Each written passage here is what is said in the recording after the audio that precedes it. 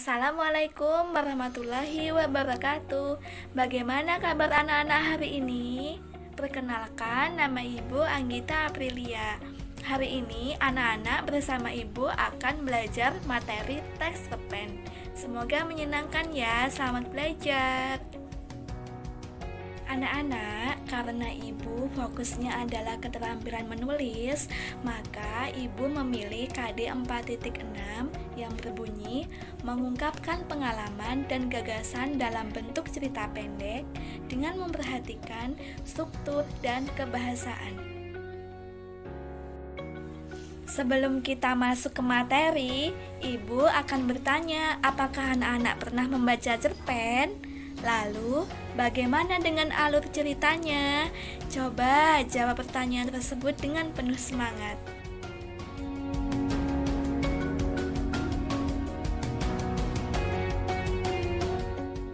Nah, benar sekali anak-anak. Mari kita simpulkan bersama. Teks cerpen merupakan karya sastra pendek yang bersifat fiktif, mengisahkan suatu permasalahan yang dialami oleh tokoh secara ringkas mulai dari pengenalan sampai akhir permasalahan. Anak-anak kemudian coba perhatikan ciri-ciri teks cerpen berikut ini. 1. Isi cerpen bersifat fiktif atau fiksi. 2. Bentuk penokohan sederhana. 3. Cerpen dapat meninggalkan kesan dan pesan kepada pembaca. 4. Kisahnya diangkat dari kehidupan sehari-hari. 5. Hanya terdapat satu alur saja atau alur tunggal.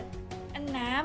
Jumlah kata pada cerpen lebih 1000 kata.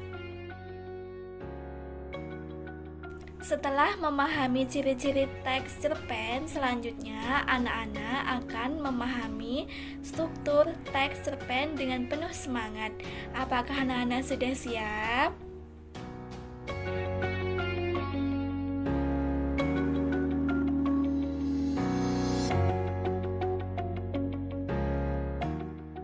Struktur teks cerpen dapat dibagi menjadi 3. 1. Orientasi, yaitu penentuan peristiwa, menciptakan gambaran, visual latar, waktu kisah, pengenalan karakter, dan arah komplikasi.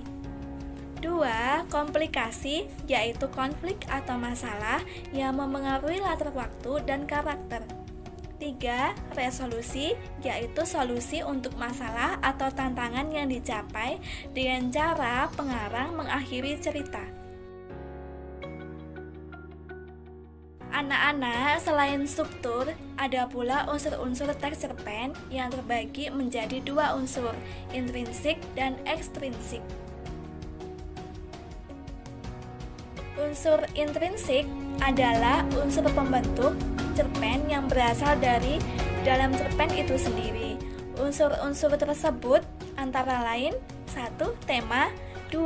Tokoh dan penokohan, 3. Alur atau plot, 4. Latar atau setting, 5. Sudut pandang pengarang, 6. Gaya bahasa, 7. Amanat.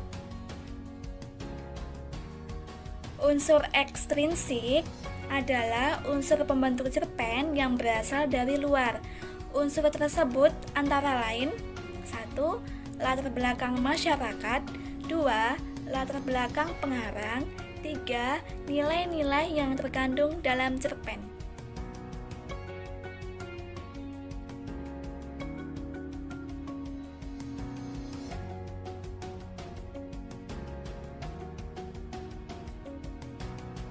Nah, benar sekali nak, nilai-nilai yang terkandung dalam cerpen salah satunya nilai estetika atau yang bisa disebut dengan nilai keindahan. Kemudian, untuk nilai-nilai cerpen yang lain, yuk kita simak bersama. 1. Ada nilai moral atau keagamaan. 2. Nilai kemanusiaan atau sosial. 3. Nilai etika atau sosial atau norma. 4. Nilai estetika atau seni atau keindahan. Anak-anak, jangan sampai terlewat bahwa unsur kebahasaan cerita pendek juga sangat penting. Mari simak pemaparan berikut ini. Unsur kebahasaan teks cerpen dapat dibagi menjadi 4 poin. 1. Menggunakan uraian deskripsi untuk menggambarkan pengalaman, latar, dan karakter. 2. Menggunakan majas. 3. Menggunakan kata ekspresif, yakni kata yang mampu mengungkapkan gambaran, maksud, gagasan, dan perasaan. 4. Menggunakan kata sandang, si, dan sang. Anak-anak, untuk menulis teks cerpen, kita memerlukan langkah-langkah yang tepat agar menjadi produk tertulis yang baik. Mari simak langkah-langkah menulis cerpen berikut ini. 1. Menentukan tema. 2. Menjabarkan tema menjadi lebih rinci. 3. Mempertegas peristiwa-peristiwa yang akan terjadi. 4. Menyusun peristiwa sehingga membentuk alur atau plot. 5. Menyusun cerita yang utuh.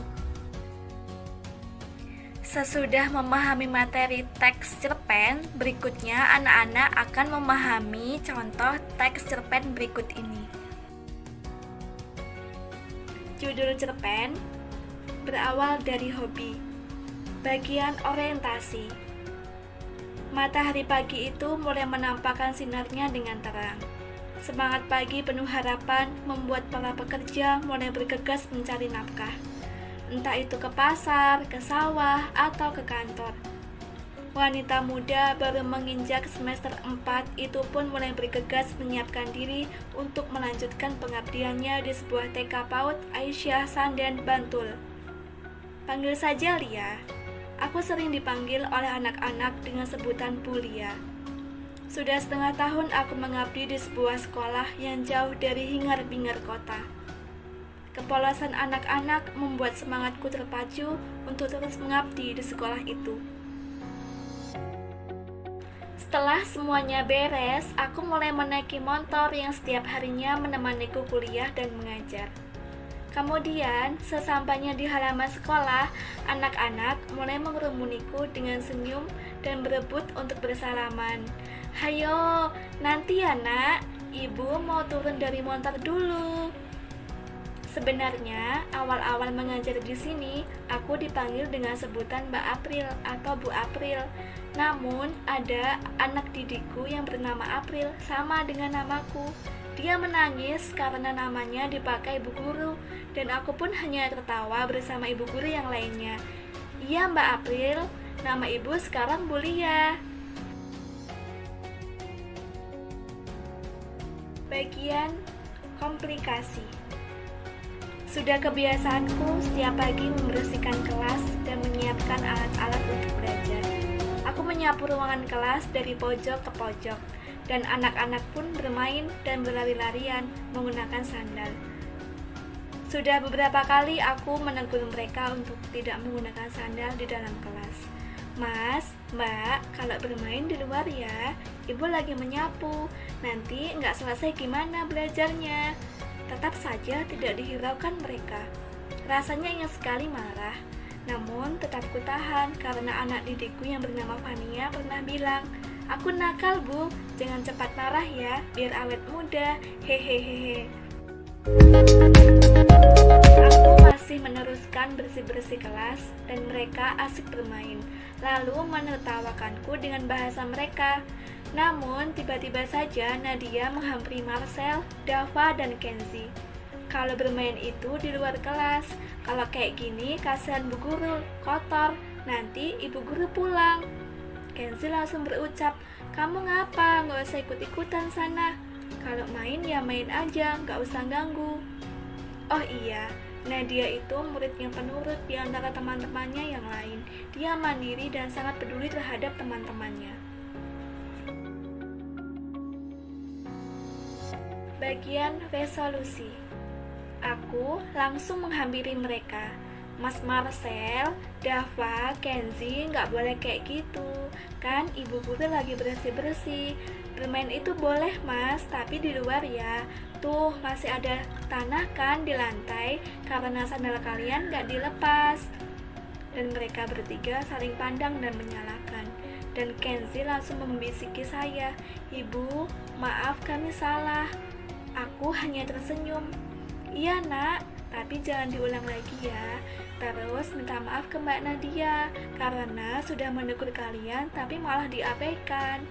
Awalnya mereka tidak mau, tapi tetap saja mereka saya nasihati dan Dava dengan berani, "Nat, aku minta maaf ya."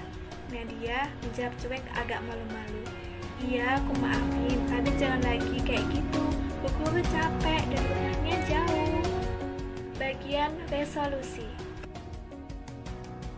Aku sebagai guru mereka sangat bangga terhadap anak-anak didikku. Mereka dengan sifatnya yang jujur, polos, dan mau belajar dengan baik itu adalah suatu kebanggaan tersendiri. Dengan bermacam-macam sifat, karakter, atau hobi yang membuat mereka memiliki kelebihan yang istimewa.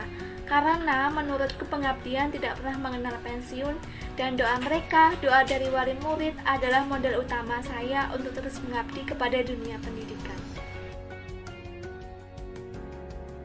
Setelah memahami contoh teks cerpen secara keseluruhan, kemudian anak-anak mengerjakan tugas di bawah ini dengan jujur, mandiri, dan tanggung jawab.